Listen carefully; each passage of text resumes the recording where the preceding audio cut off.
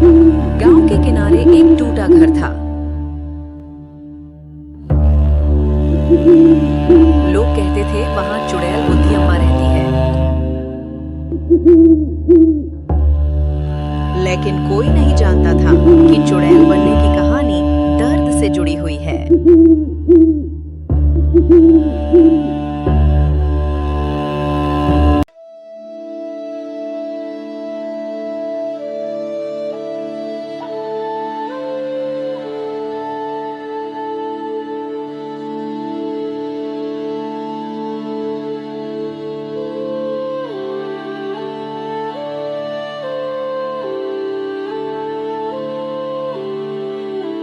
शामू बेटा, आज दाल कम है, लेकिन मैं तेरे लिए ज्यादा बनाऊंगी। अम्मा आप खा लेना, मैं बाद में खा लूंगा।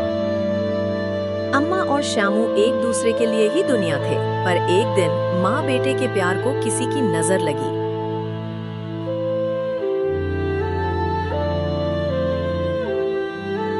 एक दिन बूढ़ी अम्मा घर पर अकेली आंगन में झाड़ू लगा रही थी। तभी उसकी लालची पड़ोसी बलराम घर पर आता है। बोलता है, अम्मा, तुम्हारी जमीन मेरे काम की है, बेच दो।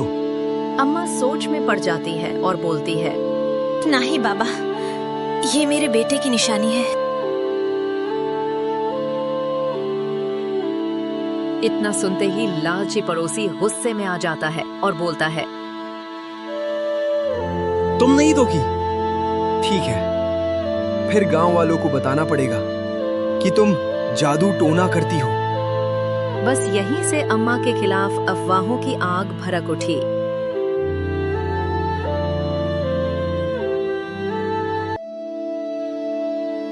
अगले दिन पूरे गांव में अफवाह फैल जाती है। गांव वाले बातें करते हैं, सुना है अम्मा रात को शमशान जाती है। हाँ रे, उसके घर से अजीब आवाजें आती हैं। मैंने देखा, वो अकेली बात करती है। चुड़ैल है चुड़ैल। लोगों को सच्चाई नहीं चाहिए थी, बस डर और अफवाह ही काफी था।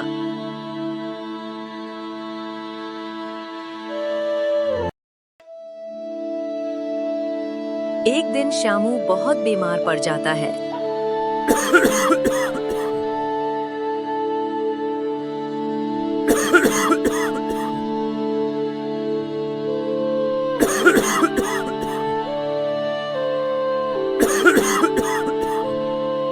अम्मा, पानी।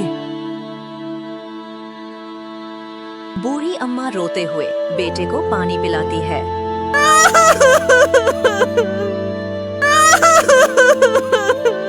बेटा, तू बहुत जल्दी ठीक हो जाएगा। बेटा, मैं अभी तेरे लिए दवाई लेने जाती हूँ।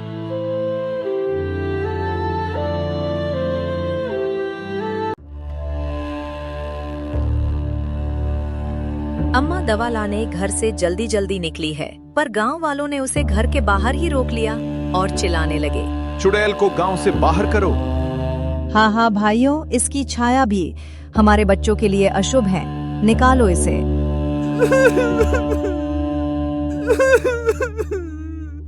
मेरे पोते को दवा चाहिए, मुझे जाने दो, मुझे जाने दो, मैं आप लोग के सामने हाथ जोड़ती हूँ। पर गांव वाले एक न सुनी, धक्का देकर पीछे गिरा दिया।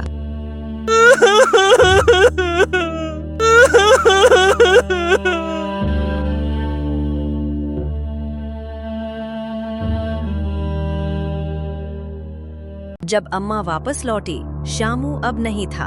अम्मा ये सब देखकर अंदर से टूट गई। बूढ़ी अम्मा आंसू बहते हुए चीख चीख कर रोने लगी।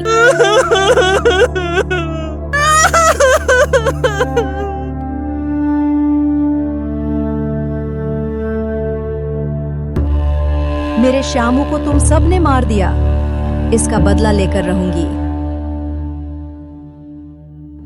उस दिन के बाद गांव में रात होते ही